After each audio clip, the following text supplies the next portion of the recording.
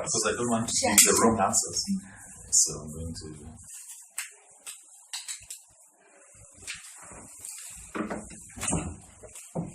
That near me. Doing. 然后要开始了。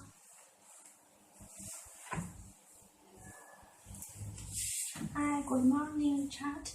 Let's start our interview, okay? Okay, first question. What's your impression of China before you come here to take part in this seminar? Before this seminar, let me just start by saying this is my third time to come to China, but I've been to different provinces. It's my first time here in Beijing. So I had a fair understanding of the society here in China and the country. And my impression has been good. What I can only say about the perspectives, the impression of other people around the world is that many times China is viewed as a country which is on the rise, which is rising in terms of global preeminence and taking on a very significant role in all the world affairs.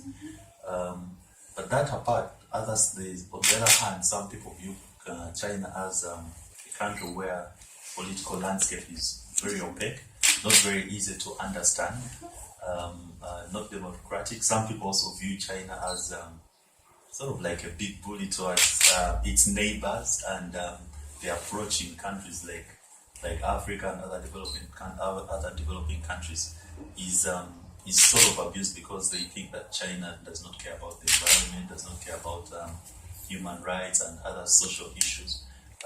But that my perspective on that is that I think China has done so much to improve its approach with other countries, especially the developing countries. And China is also now cognizant of its role as a rising power in world affairs and is willing to step up to that role. And not many people are comfortable with that. Thank you. And the second question, what do you think of China's opening up policy? When we talk of opening up, many people look at the opening up of China starting from that period around 1978 when I think you got a new leader, Deng Xiaoping. That is the understanding of many people.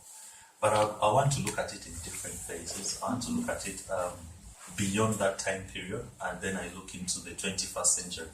In the 21st century, we've seen that China is leading in the export ladder, especially. And I think beyond the export of goods, China is also a leading country in terms of capital exports, meaning that the investments in other countries seem to be on the rise. The outward FDI is on the rise, and I think at this point China has taken the lead, which is a very good thing for other developing countries because there is a lot of infrastructure deficits in other countries. There's a lot of need for development assistance, which is very difficult to get in certain aspects because in the West, the aid is usually tied, the development assistance is tied to certain conditions. That can be a criticism on the part of China because people think certain issues like human rights need to come to the fore when you're dealing with countries. But I think in that aspect, China looks at substance over other issues which some countries will call trivial. So I think in terms of opening up, it's been beneficial to China, and I think it's also beneficial to other countries as well, which in my opinion is a win-win situation. It's also increased the world's awareness about the cooperation that they need to have, especially with China.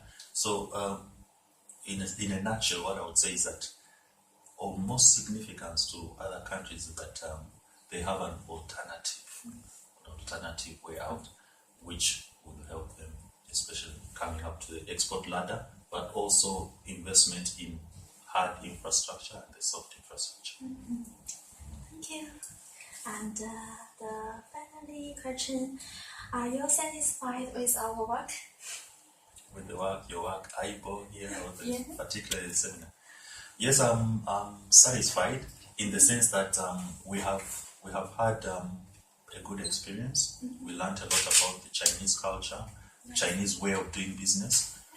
We also learned a lot about basically the do's and don'ts. So now it gives us a better platform to go out and engage, especially with on the government side, but also on the private sector side. So in those two areas, I think experience has been rich, and it's been very positive. But what I want to mention also is that some participants have been very uncomfortable with the, when the program changes this and that, that uncertainty sometimes does not go well with certain people because, they come from different professional backgrounds, different countries, and so everybody is used to, if we say A, it should be A and B and B. But that my experience previously in China was that kind of thing. It's an area, I think, which can be improved, and even the course content change a little bit, but we're able to appreciate because of the importance of the subject of trade agreements, which I think is something that we need to pursue on two fronts, on the side of China, but also for us as individual states which want to cooperate more with China. Yes, that's all. Thank you. Thank you very much. Thank you.